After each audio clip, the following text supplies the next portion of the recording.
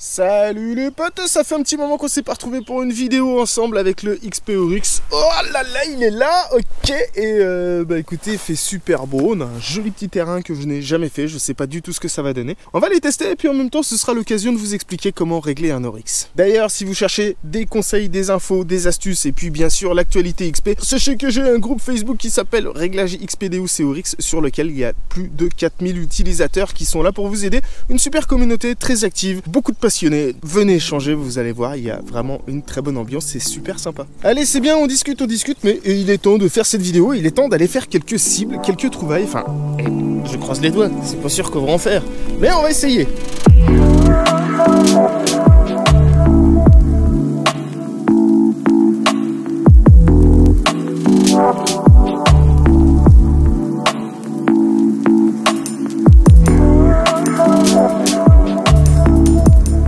Je vais donc vous expliquer comment régler votre XP Oryx et la première chose à faire, eh bien, c'est de l'allumer. Alors moi je l'allume tête en l'air, loin de toute perturbation électromagnétique, histoire que le calibrage se fasse correctement et facilement. Je vais rien toucher pour le moment, je reste sur un programme usine et je vais prospecter un petit peu. Je vais faire un quart d'heure, 20 minutes pour voir un petit peu le niveau de pollution du sol, est-ce qu'il est minéralisé ou non, pouvoir voir les conditions du sol et adapter mes réglages en fonction de ses caractéristiques. Sans rien toucher à mes réglages, j'ai choisi programme fast, mais peu importe, vous pouvez prendre le fast, le deep, l'important c'est de prendre un programme usine. Pour l'instant, je touche une cible, ça sonne très fort, le son il est très saturé, donc c'est une cible en surface. Alors la conductivité elle est moyenne, la conductivité elle est à 64 et c'est l'occasion de vous faire une première explication, c'est que la conductivité des cibles dépend de sa taille, de son orientation dans le sol, de la nature du métal, de la densité du métal, il y a vraiment tout un tas de paramètres. C'est pas la peine de se baser sur la conductivité, je vous montrerai dans une autre vidéo que la densité sur un même métal, la taille de l'objet peuvent littéralement changer les conductivités du tout au tout.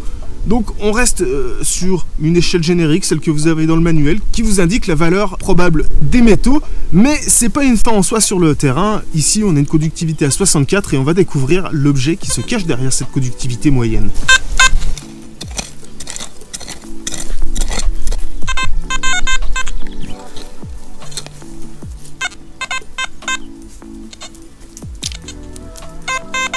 Ah, c'est là. Nous commençons avec un morceau d'aluminium. On avait une saturation de son. Vous savez que ces sons saturés sont assez caractéristiques. Il faut de toute manière en début de sortie toujours creuser quelques cibles sans trop se poser de questions pour avoir un contact direct avec le terrain et sa façon d'influer sur le détecteur. Dès le début de la sortie, je peux contrôler quelque chose tout de suite, c'est les valeurs de sol. J'ai ici une indication de force sol. C'est ce qui va m'indiquer la quantité de minéralisation du sol. C'est ce qui va déterminer la nécessité ou non de caler précisément mon effet de sol. Ici, j'ai le réglage en cours. Ici, j'ai la mesure sol. C'est la phase mesurée, c'est la résistance du sol. C'est la valeur à laquelle il va falloir qu'on colle un maximum avec ce réglage pour pouvoir s'affranchir des difficultés indiquées par la force sol. Si je fais un petit peu de pompage, on voit que j'ai un petit peu de minéralisation. Ça monte, ça monte, ça monte. On voit la barre qui monte à 3, 4, 5 barres. Pour optimiser mes performances, je vais devoir optimiser la sensibilité de l'appareil et ça va passer par l'effet de sol. C'est le premier réglage qu'on va effectuer puisqu'ici il est nécessaire. Si la barre ne se remplit pas, sachez que ce n'est pas une obligation. Là en l'occurrence, j'ai pas trop de choix. Pour caler le sol, comment on va faire? Je vais trouver une zone comme ici, absolument exempte de cibles et ça c'est très important parce que si j'ai des cibles en dessous, le détecteur va peut-être les analyser comme étant un effet de sol et donc me faire une fausse valeur et donc un mauvais réglage. Une petite explication très importante. Si je ne bouge pas mon détecteur, je n'ai pas de mesure sol. Et si je le bouge et que je le laisse comme ceci, vous voyez que j'ai une valeur sol qui est à 86. Ça correspond à la limite du ferrite. Le ferrite c'est 86-88. Le détecteur sur un terrain neutre va nous indiquer à peu près 86. Mais je vais voir qu'en faisant un pompage, eh bien ma valeur va chuter. Cette valeur qui chute, je vais m'en approcher. Ça me permettra d'avoir plus de sensibilité, de décaler la discrimination et donc de permettre à l'appareil de mieux capter les cibles peu conductrices et donc d'optimiser le nombre de mes trouvailles. Effectuons le pompage, voilà, vous voyez que ma mesure sol a changé, elle est à 73 et ma force sol monte. J'appuie sur pinpoint et mon réglage sol est fait. Je vais avoir maintenant un appareil qui est très sensible au moindre choc. Ici j'ai pas trop d'herbe, ça va, mais regardez, si je vais dans les touffes d'herbe, Mon détecteur se met à sonner. Il va falloir que je le stabilise. Pour ça, je vais directement à la sensibilité. Je vais baisser la sensibilité de manière à ce que lorsque je touche des herbes, j'ai une quantité de faux signaux acceptable. Maintenant, je vais faire quelque chose. Je vais quand même réajuster un petit peu mon effet de sol en manuel. Parce que je suis à 73 et 3 petits points. Et c'est pile poil la valeur du sol. Mais cette valeur, elle va changer un petit peu. Elle peut varier à la baisse ou à la hausse. Je vais augmenter un tout petit peu cette valeur. Voilà, j'augmente 1 point. 2 points, je suis quasiment sûr d'avoir une stabilité hors norme. Ça, plus ma sensibilité, j'ai déjà une base de réglage qui va me permettre de capter des cibles qui seraient normalement ignorées, masquées par les minéralisations. C'est la première étape du réglage.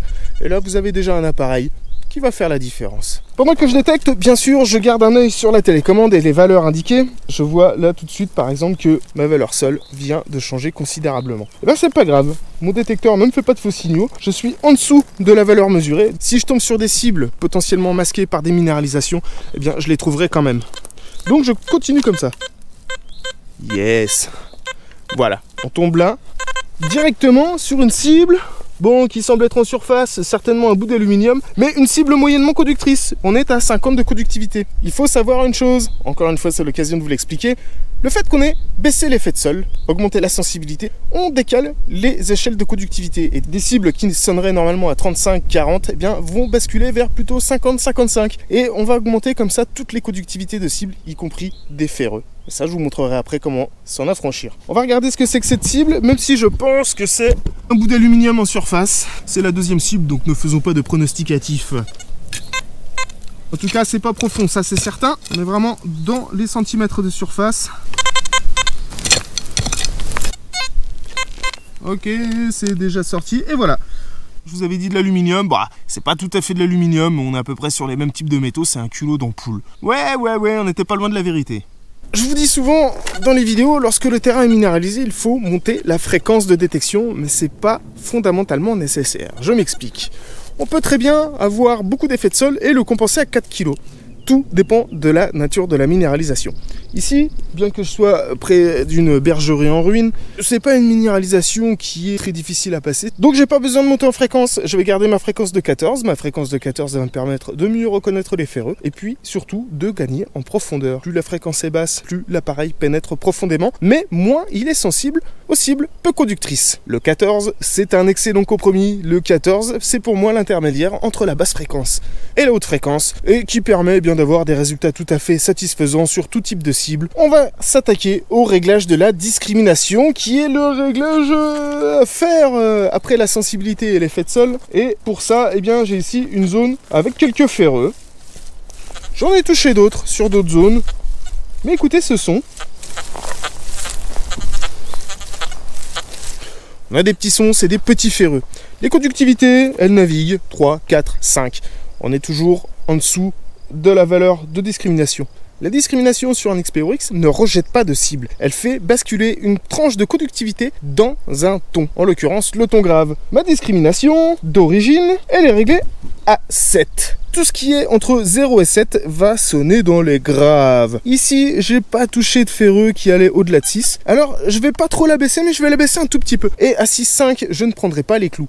Retenez ça, le principe c'est de régler sa discrimination au plus près du rejet des clous. Le reste il vaut mieux le prendre. On trouvera certainement un ferreux à vous montrer dans cette vidéo et je vous montrerai comment reconnaître correctement les ferreux qui sonnent bien. Je le montre souvent en vidéo ça, mais c'est vachement intéressant. Je préfère masquer un petit peu au risque de perdre certaines cibles et de gagner du temps et donc potentiellement de trouver plus de cibles. Si j'ai une zone qui est intéressante, admettons que je trouve 3 objets très jolis, et que je vais y approfondir cette zone ferreuse, à ce moment-là, je vais baisser ma discrimination et je vais accepter de creuser un maximum de ferreux ou de m'embêter à les reconnaître avec le son. Là, j'aurai plus de ton grave. Si je baisse ma discrimination à 2 par exemple, tout ce qui est à partir de 2 sonnera en ton médium ou en ton aigu selon mon réglage, j'aurai à les creuser. Mais j'aurai des petites saturations de son. J'aurai un petit craquement, j'aurai une petite coupure lorsque je vais tourner autour. C'est une question de compromis, mais ne vous embêtez pas, rejetez les petits clous. Les clous, c'est 6, 6, 5. Et même si on a d'autres ferreux qui peuvent sonner, il vaut mieux les creuser que de les laisser parce que vous savez que dans les ferreux, il y a aussi des choses intéressantes qui s'y trouvent.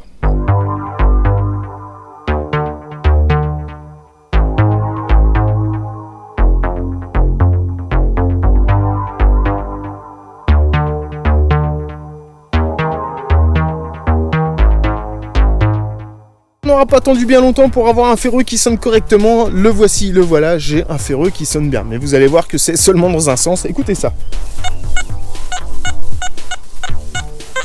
On aurait presque un son qu'on aurait envie de creuser, mais je sais que c'est un ferreux. Pourquoi? Parce que dès que je décale un peu, j'ai du grave en même temps.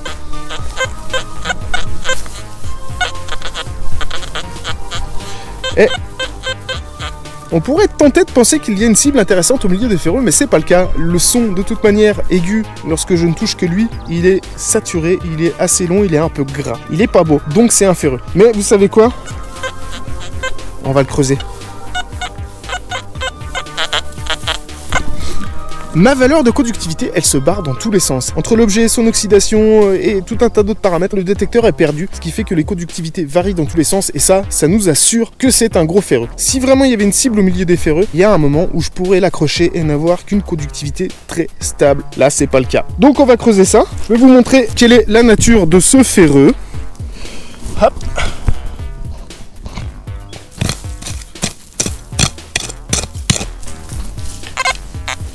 Ok, il est sorti déjà.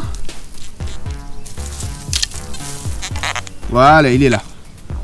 Oh, c'est un morceau de pistolet jouet, ça c'est plutôt sympathique, regardez. Mais c'est bien un ferreux. Ceux qui sonnent bien de ferreux, je vais vous donner un truc encore. Les ferreux qui sonnent plutôt pas mal, qui vous font des beaux sons aigus, généralement ce sont des ferreux travaillés, ce sont des alliages de fer. Donc potentiellement une belle découverte. Faut pas rejeter tous les ferreux, il faut savoir qu'il y a de très très belles cibles et c'est dommage de passer à côté. Ça fait un petit moment que je détecte maintenant, j'ai un terrain qui est minéralisé mais qui est vraiment pas pollué. Je vais optimiser le détecteur pour avoir un peu plus de performance, plus de profondeur et je me fiche de générer du masquage puisque je n'ai potentiellement pas ou peu de cibles qui vont générer du masquage. Jusqu'à maintenant j'avais commencé sur CoinFast, et bien je vais partir sur CoinDeep qui me permettra d'avoir beaucoup plus de réponses audio et de gagner en profondeur. Je vais donc devoir refaire tous mes réglages, mais je vais retenir ce que j'ai noté juste avant, à savoir un effet de sol qui était à 74-75, donc j'y vais en manuel. L'appareil devient très sensible. En deep, c'est encore plus important qu'en fast. L'appareil devient très sensible. Ma réactivité est à 2, c'est suffisant. Encore une fois, je vais optimiser la réponse audio et la profondeur, donc je n'y touche pas. Ma discrimination, elle est à 7. Écoutez, je vais la laisser, je ne vais pas toucher. Ma sensibilité, 90.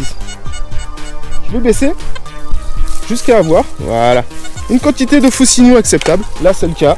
Il faut vraiment que je tape le disque pour avoir des faux signaux. En tout cas, j'entends même un tout petit peu de signaux désagréables, mais c'est pas très grave. Je peux faire la différence avec les signaux francs de cible.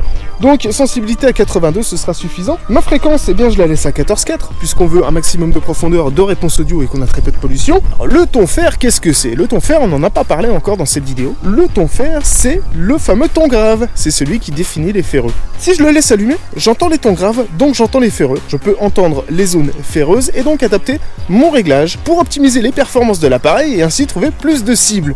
Maintenant, si j'ai pas envie de m'embêter, si j'ai pas envie d'entendre du grave sans arrêt, si je sais que ma zone est ferreuse et qu'elle est tapis de ferreux, que j'ai fait un réglage correct, eh bien je peux couper ce ton fer, je le mets sur off, j'entends plus les tons graves.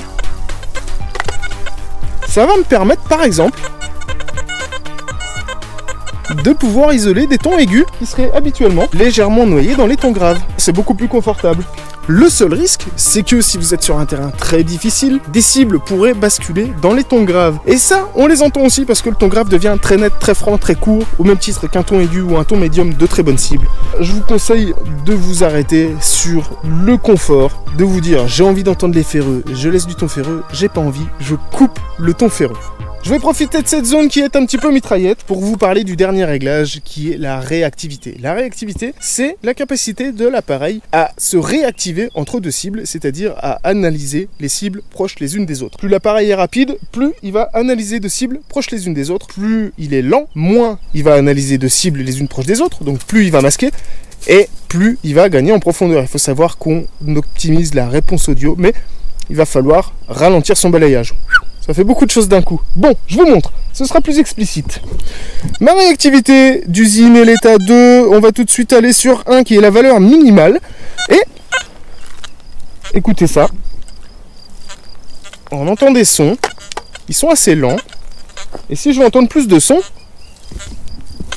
il faut que je réduise la vitesse de balayage. On entend que les cibles sont masquées, les sons se noient les uns dans les autres. Je vais tout de suite augmenter cette réactivité à 3. On va aller tout de suite à l'extrême. Et là, je peux accélérer ma vitesse de balayage, tout en entendant des cibles. Ça me permet par exemple de détacher un son au milieu de la cacophonie. En l'occurrence ici un son aigu.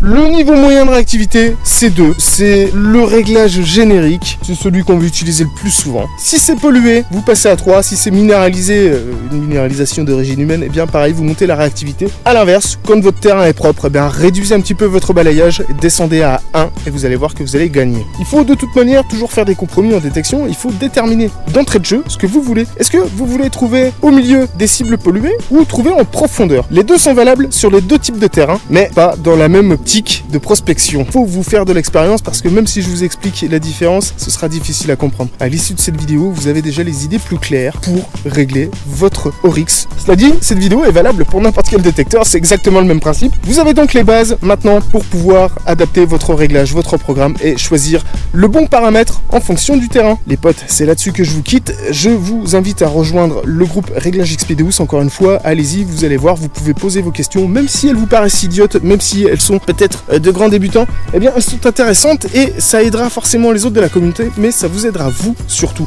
Alors n'hésitez pas à nous rejoindre, à mettre un pouce bleu sur cette vidéo, évidemment, à vous abonner à cette chaîne, et blablabli, et blablabla, et moi je vous dis à très bientôt. Ciao les potes!